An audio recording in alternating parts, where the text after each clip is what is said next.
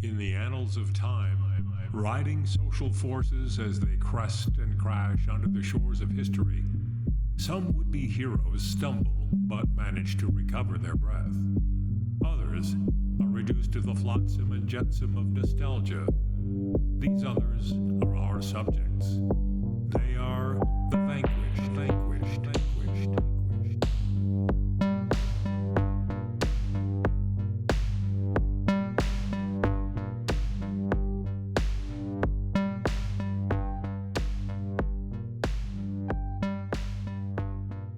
Hello and welcome to The Vanquished. Anders J. Lee here with Freddie G. So happy to be here. And we're talking today about a special topic. This is technically somebody who was president of the country, and our focus is on people who were not that.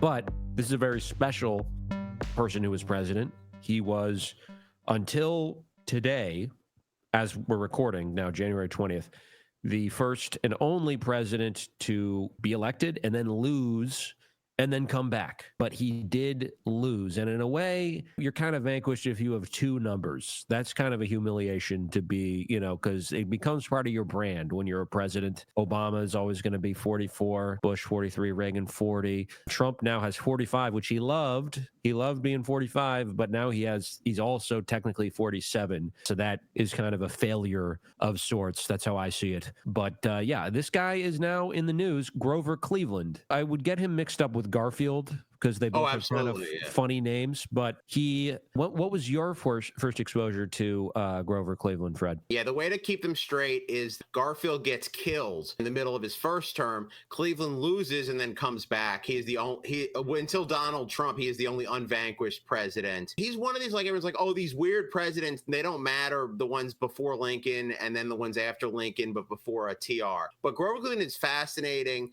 Trying to figure out if he's a good guy. Like, he was supposed to be this guy with this great reputation, but obviously the country was in the shitter. It was the Gilded Age. So yeah, he's a fascinating guy. Also, yeah, probably our second fattest president. There's Taft. Him and Taft have a lot in common, but he's not quite as fat as Taft, but he does drink more. So Taft may have him on the eating, but Cleveland's got him on the drinking. So yeah, very exciting guy. Yeah, heavy drinker. I always remembered him as the non-consecutive guy, but also kind of confusing because his name is Cleveland, and there's a lot of presidents from Ohio.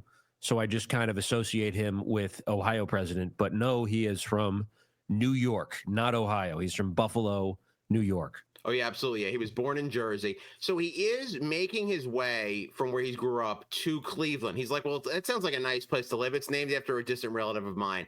And then he just ends up in Buffalo and then eventually has like an explosively amazing career and becomes president and never makes it to Cleveland. He's never visited Cleveland, really? Oh, I mean, he probably visited. That is interesting, actually, that he visited as president. He has no Cleveland, like, there's never like a famous thing he did in Cleveland. I would like, I mean, honestly, like, yeah, he should have been, see, he wasn't like a big ego guy. I don't think he actually traveled that much as president. He was busy, like, just with the paperwork.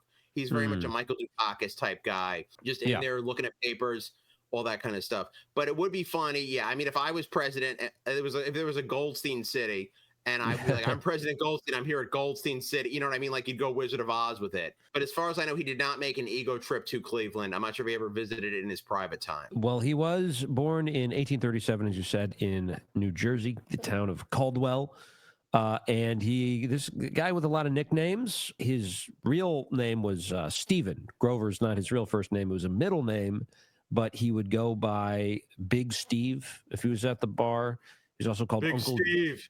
Yeah, it's feels like a very modern nickname, but there's some things that sound like they're more in the past, such as Uncle Jumbo. Although I could picture there being an Uncle Jumbo running around today. But Grover the Good, very Sopranos. Also a nickname he gets when he starts going by Grover the Good. He's also called his obstinacy, which has to do with his temperament and his stubbornness. But he starts going by the middle name in the mid-1870s. Comes from a family of Puritans. They are very religious. They don't do things like go to the pub and party and stuff, and he deviates from them on that. There was one point where they kept Sabbath, and they would make him put away all of his toys And all Sunday, he would not be able to play with toys, which sounds kind of torturous in the 19th century because, no TV, radio. I don't know what he would read the newspaper, maybe. I don't know if they had funny pages back then so much. But his dad was a minister, congregationalist. He had 10 siblings, so big family.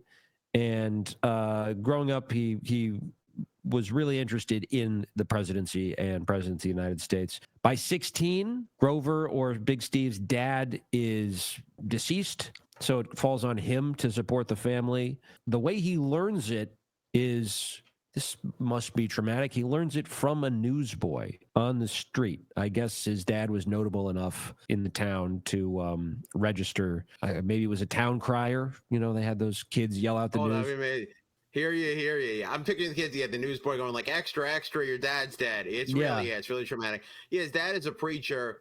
And Cleveland is not religious at all. But he does keep that sort of like religious, Puritan or Protestant, whatever, like thing of not spending too much, using the people's money wisely, no frills. So he does have that, but he is not following religion.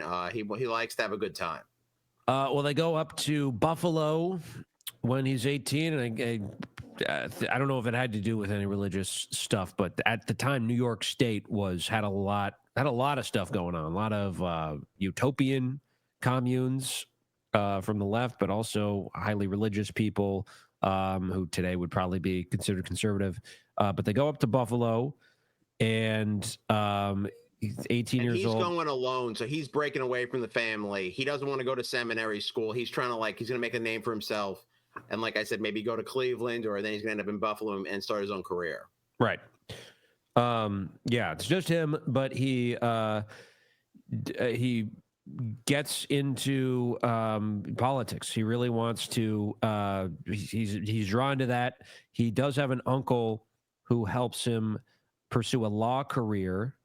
And meanwhile, I guess while he's studying for the bar, he may be doing it at an actual bar because he gains 100 pounds when he's living in Buffalo as a young man.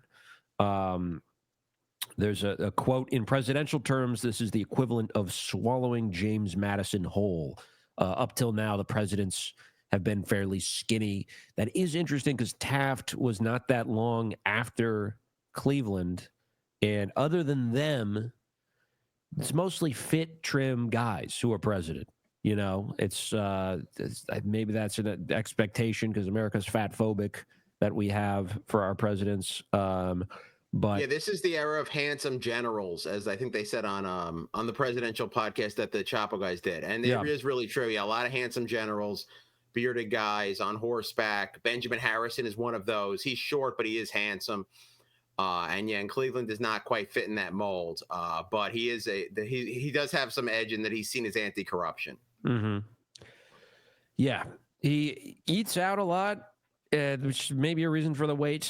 He doesn't cook for himself so much. There is an ice box in his house that his nephew, who's the main person who calls him Uncle Jumbo, asked about this ice box. And he says, what's in the icebox? You're always eating out on the town. And Grover says, watermelons.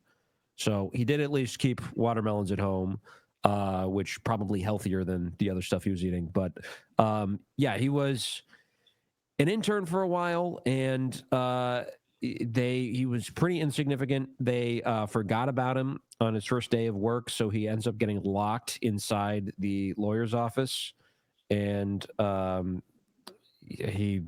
I guess he says to himself over and over again, someday I will be remembered, in order to get through this. It would really suck to be locked overnight in a lawyer's office. I guess you have books to read, but he ends up working for this firm for 3 years and parlays it into a career in the DA's office in Erie County, New York. He becomes assistant district attorney by January of 1863.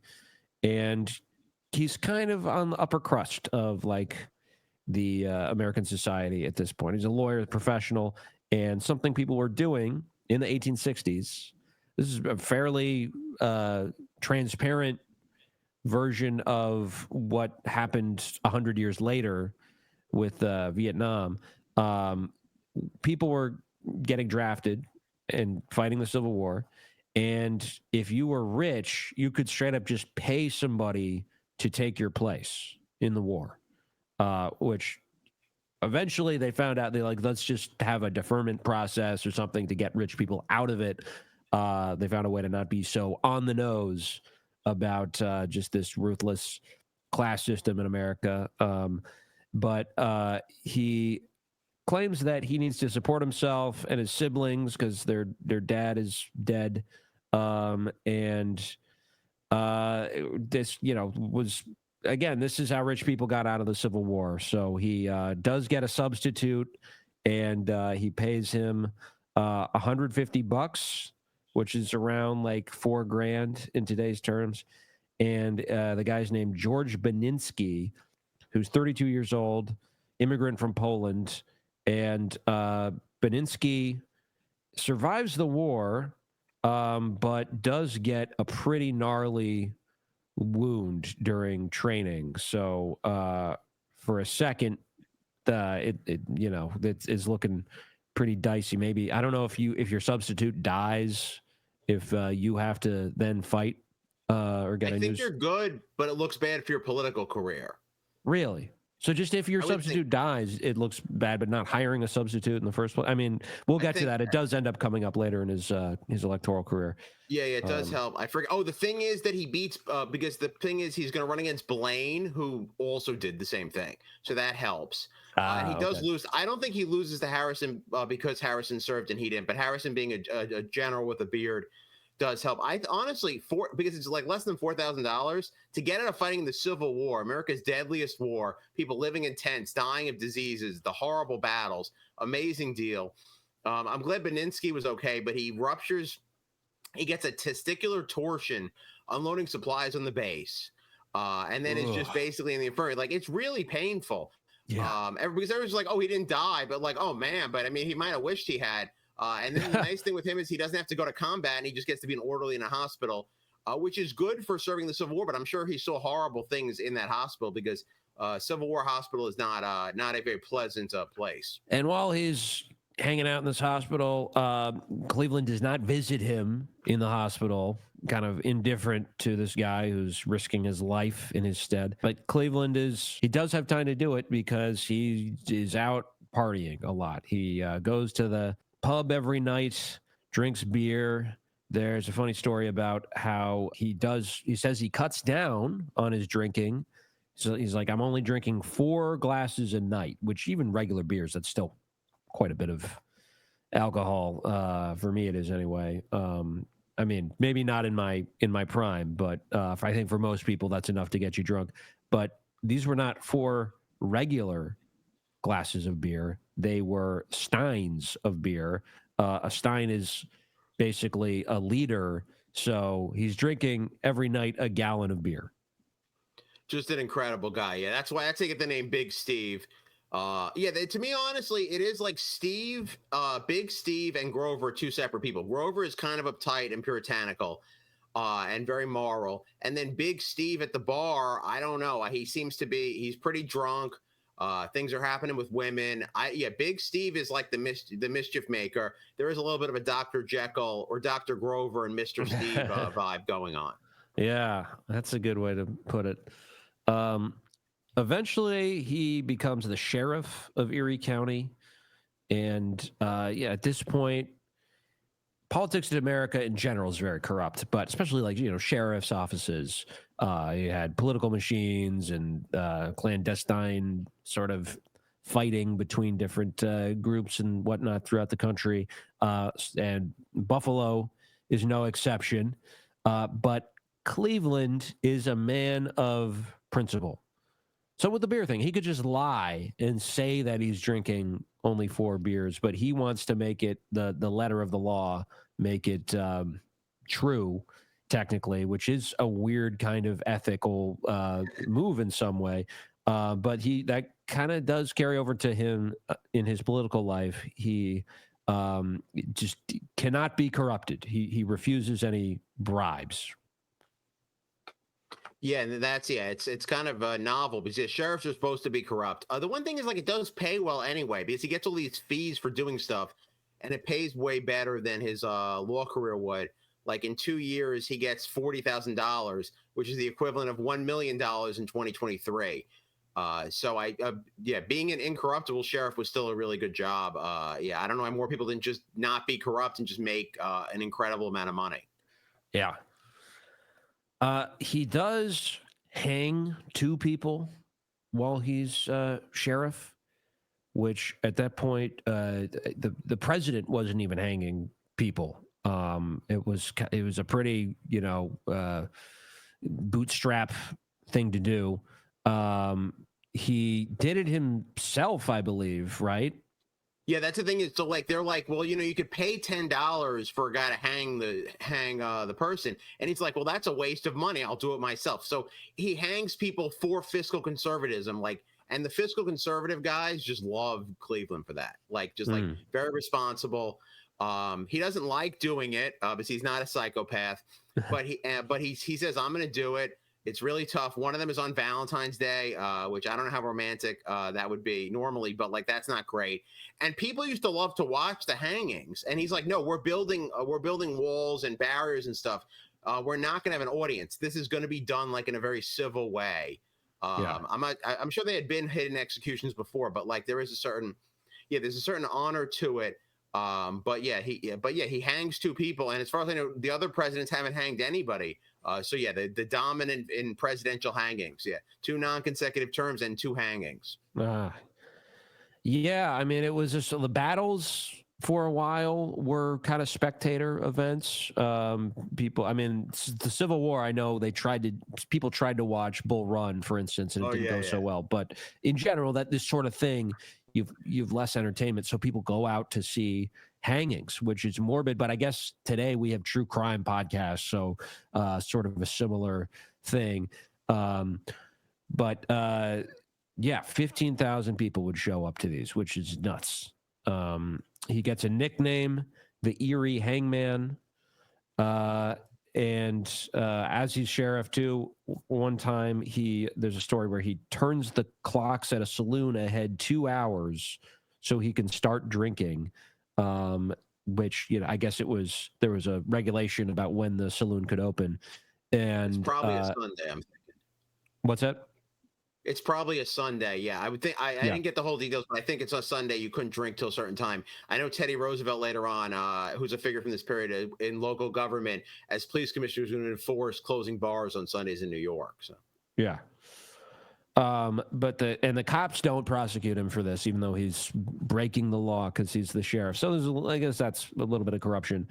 And then after he's sheriff, becomes a hotshot lawyer in Buffalo, and then decides to run for mayor. Alan Nevins, his biographer, wrote, probably no man in the country as of March 4th, 1881, had less thought than this limited, simple, sturdy attorney of Buffalo, that 4 years later he would be standing in Washington taking the oath as president. He's just a mayor of Buffalo, and he's asked to run 17 days before the election. And I don't. They want a Democrat. They need somebody to do it, and they figure the Republican is going to win in Buffalo, New York at that time. So we just need to put somebody up. Let's get this guy. But lo and behold, Grover Cleveland is able to pull it off because he gets GOP support from a faction referred to at the time as the Mugwumps, which is not a civilization, which is not like a society in the land of Oz. They are a real thing that existed in the 19th century. Fred, who are the Mugwumps? Oh, yeah, they really have a terrible name, yeah, because so there's the stalwarts. They're the corrupt Republicans. They like the party machines. Ulysses S. Grant, by the way, Mr. Stalwart, loved helping business. Then there's a guy like Garfield, who's president in 1881, at least the beginning of the year, who's a half-breed. So he's like, we're going to try to reform this a little bit. We'll reform civil service. We'll be less corrupt. And then these other guys are like, well, we want to get rid of corruption. We need a really good name. Let's be the Mugwumps. I'm not really sure where it comes from. I assume a lot of these names are a name that the people who didn't like them gave to them. But the big thing is that a mugwump Republican would rather vote for a Democrat who's not corrupt than a corrupt Republican, and that is basically the key to Grover Cleveland's career. And he's gonna rise pretty quick right about now. Before his inauguration, he says, this is a waste of money. We don't need this big spectacle, this big event. Let's cancel it. And so he got sworn in at some point, but it's not a big gala. And he forces Buffalo City employees to stop leaving work at 4, which was, I guess, prevalent. They're supposed to be there till 5, so he squeezes that extra hour out of them. And when he does take office, he has a statement that he reads, and midway through it, there's a motion to stop reading the statement because he's telling the municipal government that they should stop being corrupt, which is, you would think you would at least let him say that, and then behind the scenes try and fight him. But this gets out to the people of Buffalo, and it makes him very popular because he's an anti-corruption guy. And his first veto, of which there are many, there's a no-bid street cleaning contract, and it's corrupt. It's a bad deal. Some political machine worked this out. So he vetoes it, and after the veto, the city gets a better deal. So as you were saying, that, like, if it were not for this veto, his career could have gone completely different. If they could have all united against him and overrode the veto, maybe he'd be like, well, okay, I can't stop this. And he would have felt powerless because he's still very much incubating at this point. He's just going to be Buffalo mayor. But once he's able to veto corruption, that's his bread and butter. And there's a lot of corruption to veto because the city does need things. And it's just going to keep giving him, that popularity because, people do. There's a lot of problems in the 1880s, and he's not going to fix many of them, but he is going to make the government less corrupt. He sees it that they're the people's money and trust, and they got to use it wisely and not corruptly. Right. And the street cleaning is a good example of that. He's going to get a better bid. Yeah. Well, speaking of things the city needs, a sewer is one of them. A newer sewer, if you will, one that is modernized. What they had before this was Lake Erie. They would just dump feces and urine into Lake Erie, which, it's weird to hear this stuff about, like, climate change is existential crisis and so terrible, and we've not done very much of anything to fight it. But there are things like this that we don't do anymore, that we have actually sort of improved on, like quality of life, environmental policies, but the big picture, we're still in trouble. But I totally agree. Poop in the water has killed a lot of people. We're very lucky to live in a not poop in the water society. In the 1840s, it killed 2 or 3 presidents in the White House water. Basically with William Henry Harrison, Zachary Taylor, and then Polk, who didn't die in the White House but died right after. There's suspicions that it was bad sewage. So this sewage thing is huge. We take it for granted, but Grover Cleveland didn't, and thank goodness for the people of Buffalo. I'm sure that's going to become like a lunatic right-wing talking point soon, that, like, back then, 19th century, people had poop water, but we were stronger. It killed off the weak, and then that's what we need to do now, deregulate the sewer system, I guess. But privatize it, yeah. They'd love to privatize stuff. I'm sure Reagan wants to privatize the sewer if he was still around. Yeah. But Grover Cleveland really makes sure that the sewage project is not corrupt and is fiscally efficient. He makes sure it is paid off in 10 years and doesn't create any debt. And a lot of fiscal conservatives are really pleased by his action here. Absolutely. Yeah, like if you're someone who loves John McCain, you know what I mean? That's the kind of guy who writes a Grover Cleveland biography. Like, they just love this, like, man, he was a maverick. He was going to veto spending bills, the pork barrel, all that. Like, that's who writes Grover Cleveland biographies. And yeah, other than people like that, and now us, almost no one knows a lot about him. But he's beloved by these guys for these vetoes. He's like, you build a sewer with no debt? Oh my God, yeah, like yeah, like they don't even care. Like, oh, the poop in the water, but who cares? There was no debt. Right. And then later on the 4th of July, there's a message with he vetoes something about.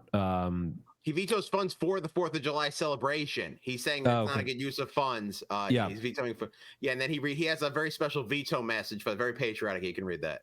Yeah, the money contributed should be a free gift of the citizens and taxpayers and should not be extorted from them by taxation. This is so because the purpose for which this money is asked does not involve their protection or interest as members of the community, and it may or may not be approved by them. So there are some people during the 4th of July who are sitting at home with their arms crossed, completely bored or annoyed by fireworks, and they deserve a voice in government. The city should not be shooting off fireworks, which, I think one firework would be, like, one really big and good one would be sufficient. And then let's go back to, because I startle easy. The 4th of July can be not so fun for me, but yeah, it's not good for dogs and for Anders. Yeah. I do kind of like fireworks, but like I feel bad for the people who don't. Also, I'm lucky that they're not like going off at crazy hours when I'm trying to sleep. So that's helpful for me. Yeah. But yeah, the current guys, the people who call themselves libertarians, I mean, even guys with like politics like Elon Musk love this stuff. So like this does relate to he's not just some weird 1800s guy. Like this is the politics that a lot of fiscal conservatives want to go back to. Yeah, and what he does with this, public-private partnership, he personally gives 10% of what they'll need for the celebration and then is able to raise money privately for the city of Buffalo to rock out on the 4th of July. So moving along, he eventually is a candidate for governor.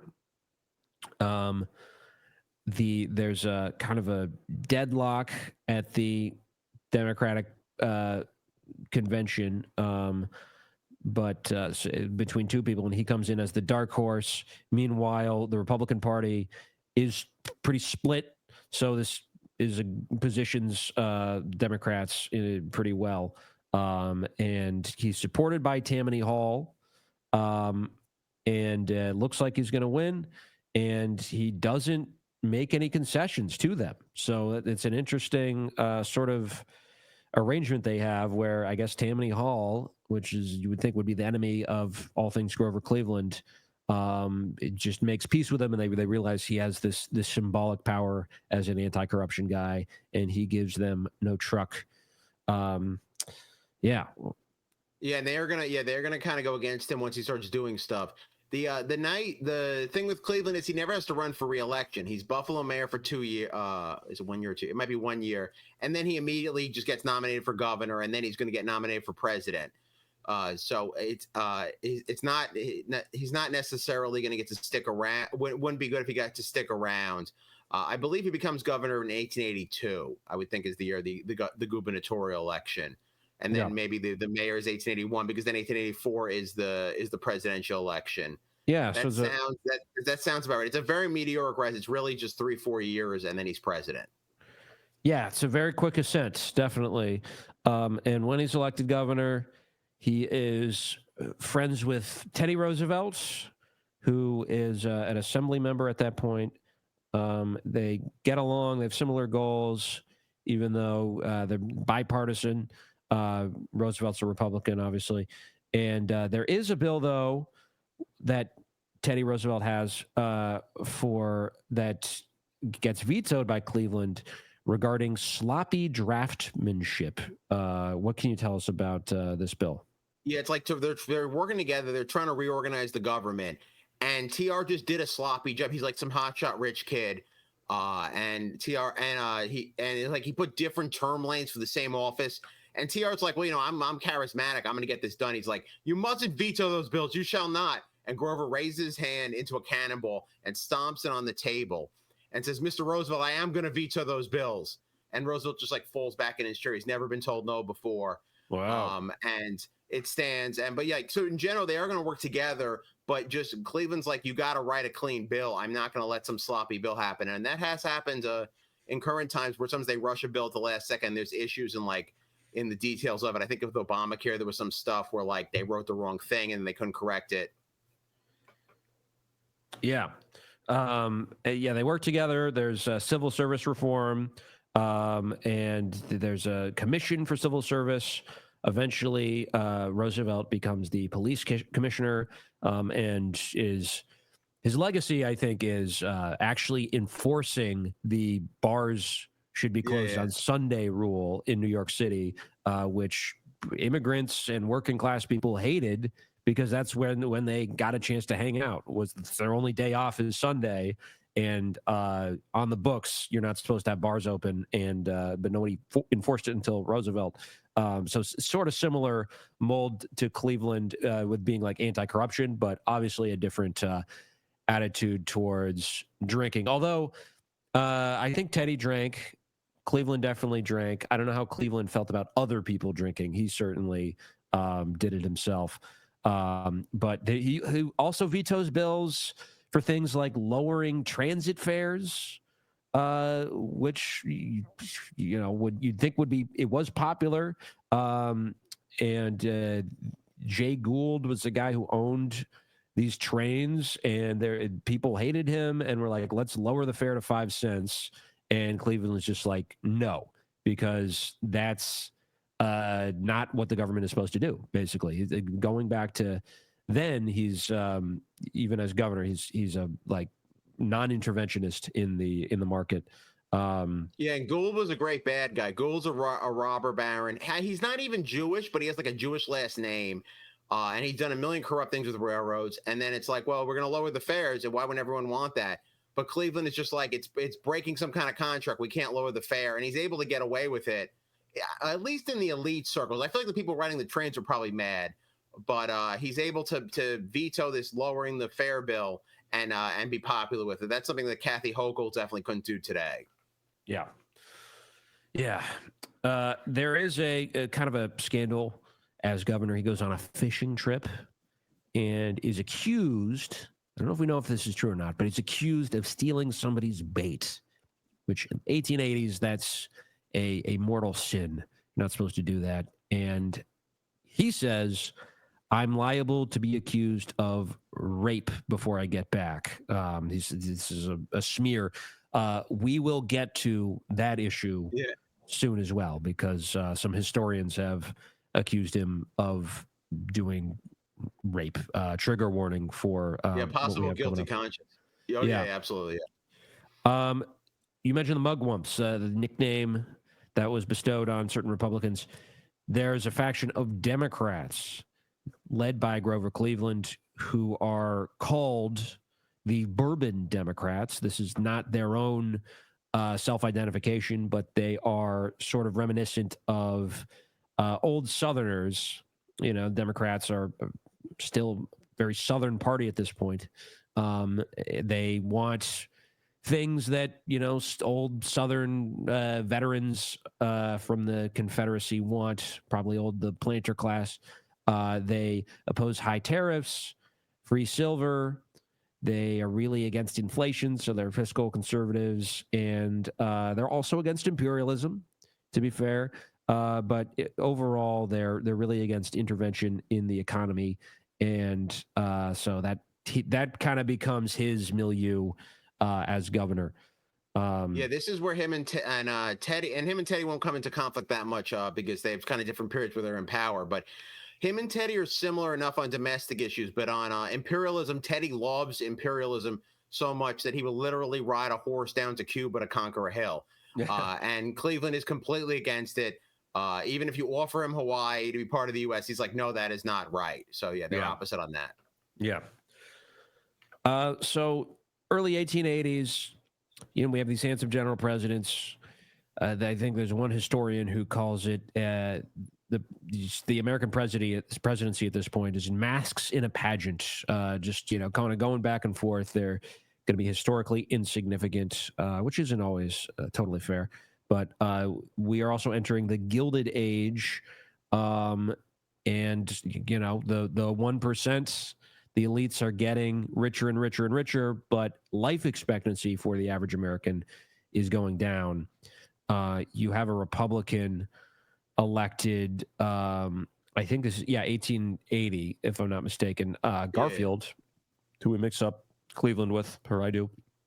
And he's kind of a reformer. He's against patronage, against corruption, and he's also a Lincoln-style Republican. Lincoln is his hero, and he really wants to, at least he talks about the commitment to Reconstruction. I don't know if he would have been able to get that moving once more, but he is assassinated not very long into his term. The president interviewed people personally at this stage of history for the cabinet, and also did not have bodyguards because they thought the Lincoln assassination would be a one-off.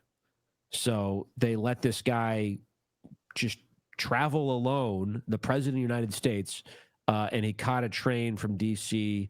I think he may have been, I'm not sure where he's going, but one of the guys he had interviewed was a weirdo by the name of Charles Guiteau, who had been kicked out of a free love commune for just being weird, and really wanted this ambassadorship, I believe, to France. And Garfield declined to give him that job. And so in his fury, Guiteau shot Garfield. Garfield still could have recovered, but back then he had a doctor, which was not too uncommon at this time. The doctor did not believe in germ theory. So they let him just waste away in this bathtub. And instead of like treating the wounds, cleaning the stuff that you're using to treat the wounds, they didn't believe in all that. Instead, they were like shoving steak and fudge into his rectum. I'm not making this up because they thought, God. Yeah, they thought the richness. They were fudge packing. They, literally, yeah. They thought the richness was going to help him heal from the gunshot wound. It was like a few months, I believe, before he actually died, and his life could have been saved. It takes a while. Yeah. Yeah, and their hands are dirty. Yeah, I only knew about the hands dirty and the bullets, and it's all the doctors kill him. But I didn't know about all that. Yeah, it's insane. We might have to do him because he was vanquished by doctors. Is pretty awesome. It sort of happens to Washington too, but he's already out of office. Yeah. So when Garfield dies, his vice president it was a political move. There was a deal made in 1880 that his VP would be Chester Arthur, who was from New York, which is a swing state at this time, very important politically for the electoral math, and also from a patronage system. So that was kind of a deal that was cut. We have this anti-patronage guy, but we're going to give him a machine vice president. So when Garfield dies, Chester Arthur now becomes president, and this is another rotund president. He has 80 pairs of pants, and they're quite wide, many of them, and has very ostentatious parties, is what he's known for. And even though he has this very corrupt machine background, he does feel an obligation to see out. It's kind of a Kennedy LBJ situation. He does feel an obligation to stick to what they ran on, and he does pass civil service reform as president. But he doesn't have his health is not great, and his prospects are dwindling for 84. So he decides to not run for re-election. Oh, yeah, absolutely. And it's kind of shocking because, like, when the guy shoots Garfield, he's like, Arthur's president, and he's going to pardon me, and I'm good, and I'm going to probably be the head of France soon or whatever. And Arthur does the right thing. But then, he's just sick, and he never won an election. I don't think he's ever run for anything. So he's not going to be running again. I have visited his grave. He's buried near Albany. Makes sense for a guy who's a product of the machine. You can visit his grave. It's near Albany or Troy or whatever. It is not crowded. But I took the wife to see Chester Arthur's grave. So So that might make me the world's biggest Chester Arthur fan, which is not a stiff competition. Yeah. But at this point, going to 84, there's not been a Democrat elected president since the Civil War. and the Republicans would wave the bloody shirt, so to speak, to remind people that they were the party who represented the Union during the war, and the Democrats were a remnant of the Confederacy. You sort of dug this up, though. There are a few elections, 1876, perhaps even 1880, where there may have been some cheating that went on. We think of the year 2000 as being the stolen election, a little bit 1960, but there is some hijinks that perhaps ensued in this era as well. Yeah, if a state was closed, you could just add some votes. I mean, it even happens like you said up to 1960. 1876 is the most bullshit election in history. In the year 2000, you could at least argue maybe Bush got more votes in Florida or whatever. I mean, people go back and forth. In 76, there's 3 states, and the GOP just kind of pulls them out. And the Democrats are like, well, it's all bullshit. We've both been cheating. Just take the troops out of the South, and we'll let you have Rutherford B. Hayes as president. Yeah. So the thing is, the Republicans were winning, but their winning streak was kind of weak because they're barely winning the last 2 elections. It does seem like maybe time for a Democrat to win if they can nominate someone who's new and not corrupt. I was going to say exciting, but he's not very exciting, just not corrupt to get those mugwumps on board. Yeah. So at this point, the Electoral College also is a lot more consequential. 2000, 2016 are seen as kind of anomalous, but there have a few elections, 1876, 1888 later, where it's decided not by the popular vote. But the Democrats going into 84 don't have a lot of good candidates. Samuel Tilden is too old. He's has health problems, and people really like Cleveland. He's a notable guy because he's made all the right enemies, and he has crossover appeal. There are mugwump anti-corruption Republicans who will vote for him, and he gets the nomination. But there's a fun little story about kind of how he finds out he's hanging out in Buffalo and what happens.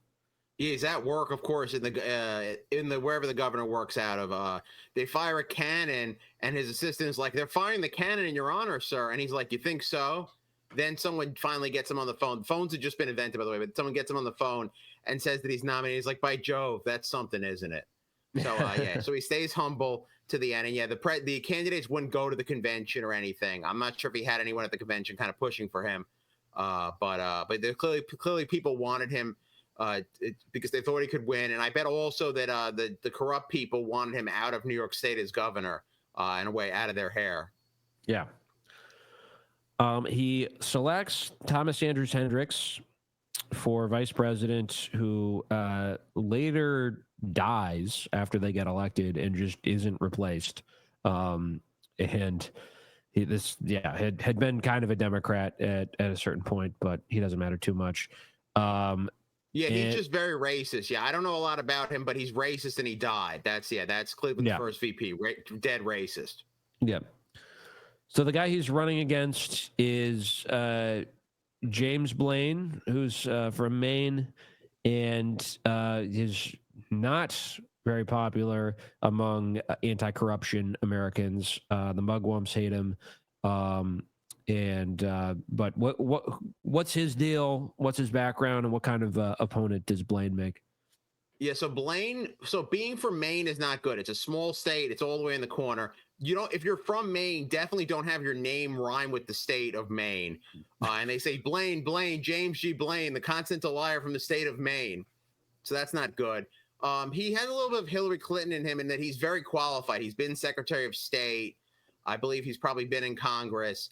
He seems like he's got everything in the experience column, but then that means there's a lot of dirt on him, and that's going to come and get him. So much, like a Hillary Clinton or Henry Clay. He's just been around. He's got too much baggage going against a novice who seems pretty clean. Yeah. And Blaine does travel. I think he's like the first nominee of a major party to like actually travel around the country and campaign. So Blaine does also rhyme with campaign. So yeah, he likes things that rhyme with him.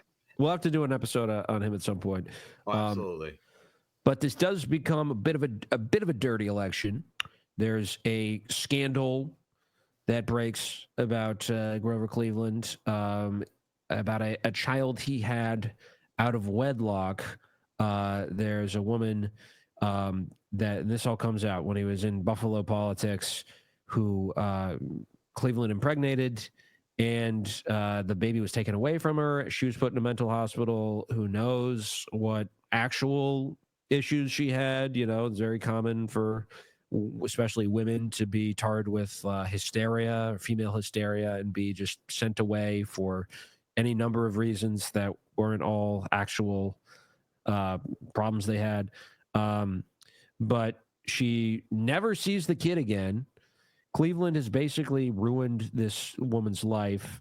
She gets paid off $500, around 13 grand today.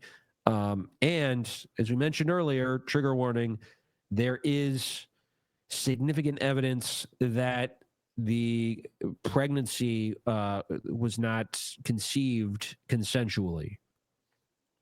Yeah, like basically the version that's more flattering for Cleveland is, okay, they had sex, and then when she was pregnant, he just ruined her life and made her give up the baby.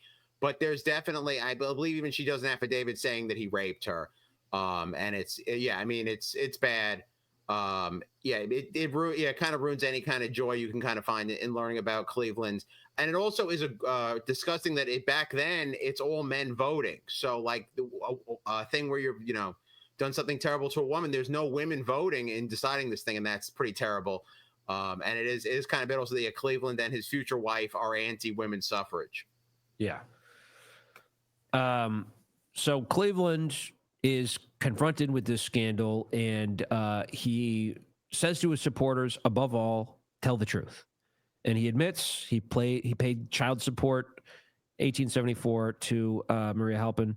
And there's leading up to 1884, the Republican media has published an affidavit from her where she says that until she met Grover, her life was pure and spotless. And there's no doubt that he is the father. They don't do the 19th century version of Maury, but because he doesn't, I don't think he really denies this, and it kind of like helps him in a way that he's like honest about it, or at least partially honest. Yeah, the whether or not the sex was consensual stuff is not an issue in the election, as far as I can see. But then there's a thing of like, did he try to pin the paternity on his best friend, Oscar Folsom, who then by the time of this election isn't alive anymore. And we'll get to his family because more is going to come with him. But basically the thing is that Blaine is going to have worse scandals in that they relate to how he governs. And then Cleveland is going to be able to handle this well enough to still win the election. Yeah, which he does fairly handily, at least in the Electoral College. He's able to win New York, his home state, and because he's a Democrat, he sweeps the South. So if you got like New York, New Jersey, and then Texas and the rest of the South, then you're in pretty good shape. But the after he wins, some say, hooray for Maria, hooray for the kid. I voted for Cleveland, and I'm damn glad I did. It's kind of a catchphrase among his supporters. But before the Blaine supporters had said, Ma, where's my pa? And then even, I think then his supporters are like, gone to the White House, ha, ha, ha. So like, it is weird. People are making fun of this very sad issue. It must have been a terrible time for this woman. Yeah. And Blaine is pretty bitter about this. He writes a letter about a corrupt deal, and that's kind of where the slogan comes from. Blaine was involved. So railroads are very corrupt. Railroads were great. We need more railroads now, but they built a lot of companies scammed a lot of money off the railroad building. and Blaine was involved in it in some way that's probably pretty boring. But there is this letter, and in the letter that he writes, he says, "Burn this letter." And then, of course, the letter didn't get burned, and it came out during the campaign. It was like, "Burn this letter," and it's like it's like, "Oh, my account was hacked." Like, it's like, just if there's a letter where you wrote "burn this letter," that's real bad, and that's gonna make you look bad, especially against Cleveland, who is not corruptible, at least in his professional life. Yeah. Another big issue, anti-Catholicism is very prominent at this point, and Blaine does try to win over some Catholics despite that, but he's also going to like Protestant dinners where they have like vehement anti-Catholics. I think this is Blaine. He calls Democrats the party of Romanism, and rebellion. So it's a supporter. Oh, it's a supporter. Okay. But it's like Blaine's there, and it's like right before the election. It's like, this is not good. Yeah. And this, by 1884, New York has become more of a swing state, a lot of Catholics, so you can't be saying that. And yeah, as you pointed out, New York City, people love to drink here, so Cleveland's kind of the avatar for the American alcoholic, and he's able to win his home state quite handily. But yeah, the another demographic, Irish Americans, Blaine thought he would have more support from them, but Catholicism, that's just that's very common for Irish to be Catholic. So there's other scandals Blaine has too. Maybe we'll go over them on his episode. We can cover him rest in the Blaine episode. Yeah, but Grover Cleveland gets sworn in, and he is able to memorize his inaugural address, and it's like, I don't know how long it is. It's pretty long, right? He definitely could memorize up to an hour, because he does both inaugurals and the gubernatorial one from memory. I don't know how long actually these speeches were, but he could speak. Yeah, he could memorize his own words really well. You would think of him as being a guy who'd be short and to the point, but I guess he could speak for quite a while because he wanted to show off that memorization. Yeah.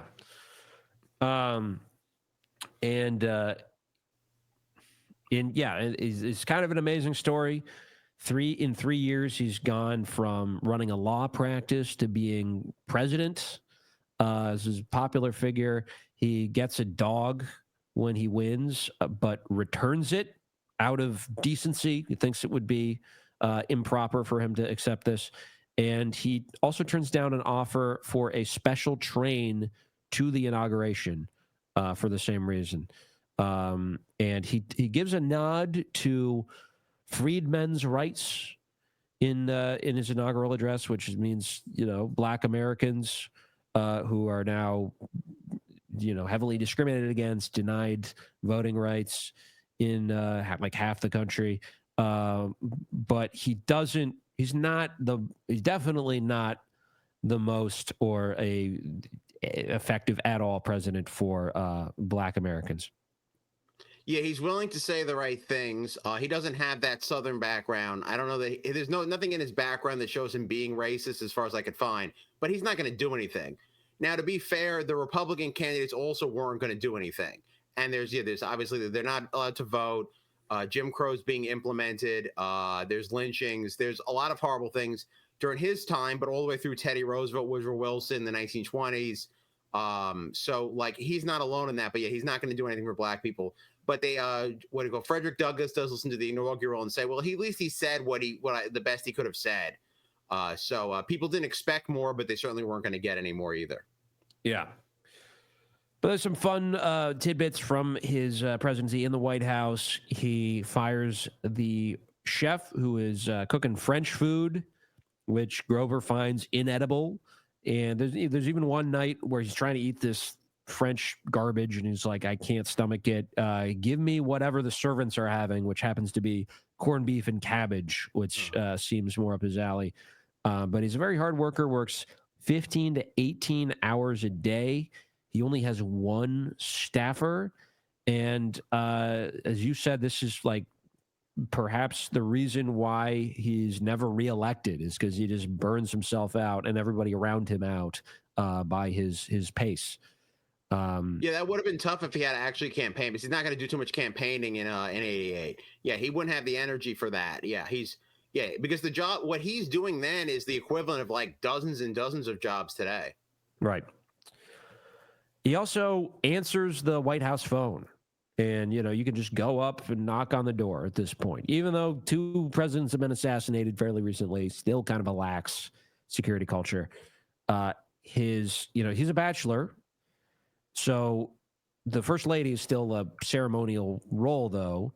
So he gets his sister, Rose, to take on the role of first lady, which was not uncommon in the 1800s. I think James Buchanan, if I'm not mistaken, did the same thing, who was probably gay.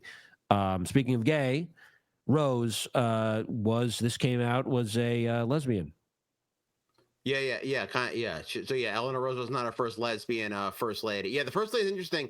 So Eleanor Roosevelt was first lady for like 13 years, but Dolly Madison did it for 16 because she was Jefferson's first lady ceremonially, and then her husband James Madison's. So I believe she's the longest running first lady. If any first lady heads can correct me.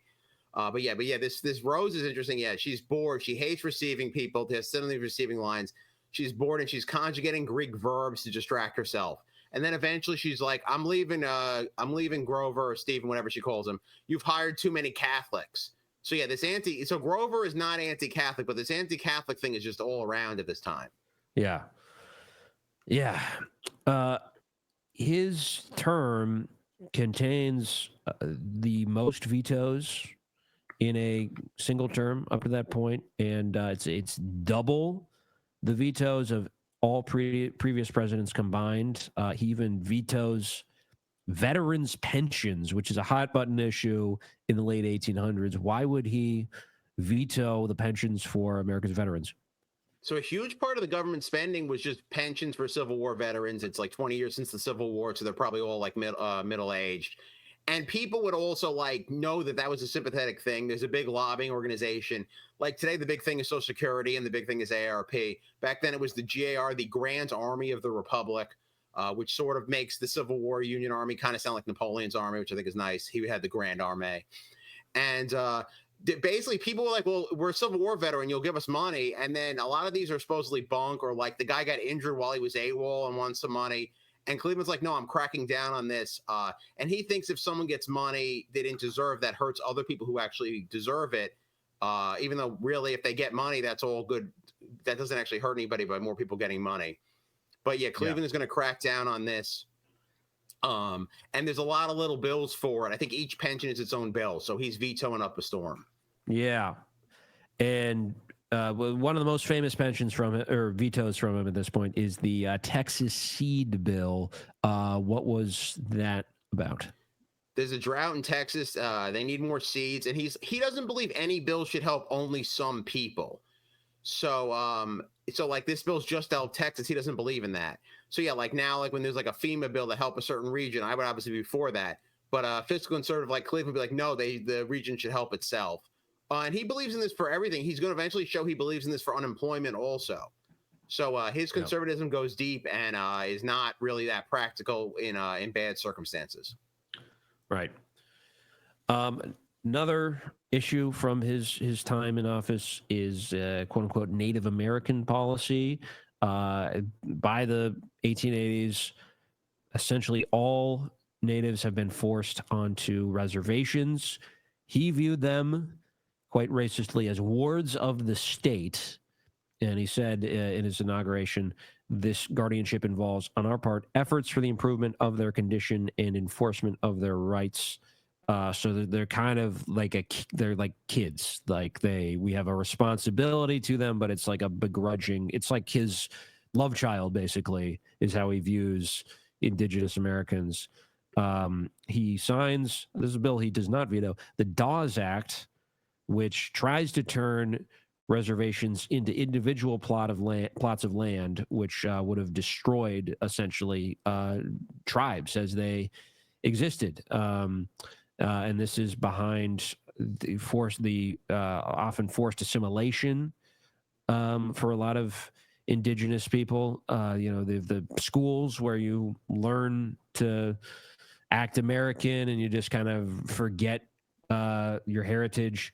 The philosophy behind it is, this is not his quote, but this is a prominent white nationalist thinker at the time: kill the Indian and save the man, is how people thought of it.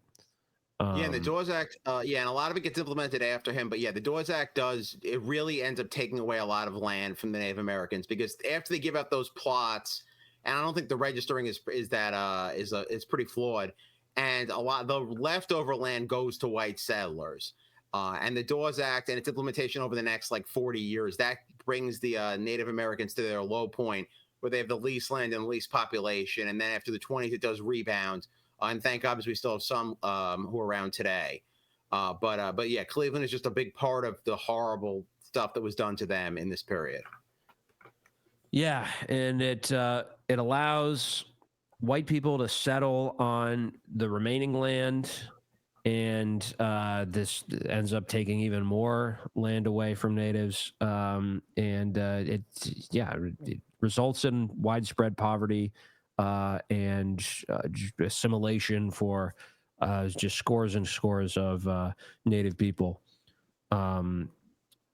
There is a book that blames some of the effects on stuff that were done post Cleveland, but he definitely was not enlightened when it came to this issue, and he called Geronimo a murderous savage. Also at this time you have Chinese exclusion, which he does extend. It had been passed in 1882. A lot of Chinese immigrants working on railroads and other things, and there's just hate ginned up against them, and it's often embedded in protect our jobs sort of thing. But there's I think is this during his presidency, the Rock Springs massacre? There's a massacre in Wyoming. During his presidency, it's coal miners, and like you're saying, they're basically the Chinese workers and the white workers are separated and pitted against each other. And then there's a white workers massacre. They basically do a pogrom against the Chinese mine workers, and 28 Chinese miners are killed. Now, Cleveland's not for any of this stuff, and he does send troops in to get order, but then I don't know. The Chinese don't seem to have good access to the legal system, and no white people will testify against the white killers, so no one ends up getting in trouble. But in this case, Cleveland won't. He's willing to support excluding Chinese people, and he doesn't give any reparations because he says, well, we don't have a deal with the Chinese government to give you reparations, even though they're people living in America. But he's definitely not for these kind of massacres, and he is willing to kind of at least try to help, even though it's ineffective. Mm-hmm. He had a quote. He said he didn't believe in hyphenated Americans. Does that extend to Chinese people as well? I would think so. Yeah. The thing was, I think there's some level of the Irish can assimilate, but when the Chinese Exclusion Act type times, they're just they can't become Americans, and they basically want the Chinese people to move back. And immigration, I was watching a doc about this thing, and you would just take a boat. There was no paperwork or anything. You would just take a boat here, and then they'd work on the railroads. By the 1880s, the railroads are pretty much done, and they're like, okay, well, we don't want you to become Americans. Go back or whatever. And it's real bad. And Cleveland's definitely just part of the system that's letting it happen. Under civil rights, though, in general, he's the gains for Black Americans are quite limited. People see Reconstruction, which had been abandoned, a long time by this point. They saw it as a failed experiment, and he did not use federal powers to enforce the 15th Amendment, which was supposed to give voting rights to Black Americans, and no Black Americans got government jobs. Frederick Douglass did continue as a recorder of deeds in D.C., but there were not a lot of Cleveland appointees to jobs. People who had pre-existing jobs could keep them. But he did not invest in the stock market. He, some speculated because he knew what was going on which, there's a very unstable economy at this point. Thank you for tuning in to this episode of The Vanquished. If you want the full thing, because there is more, please go to patreon.com/The Vanquished, where you can get the rest of this episode as well as our full episode catalog. You can support our work as well as annoy us in the comments.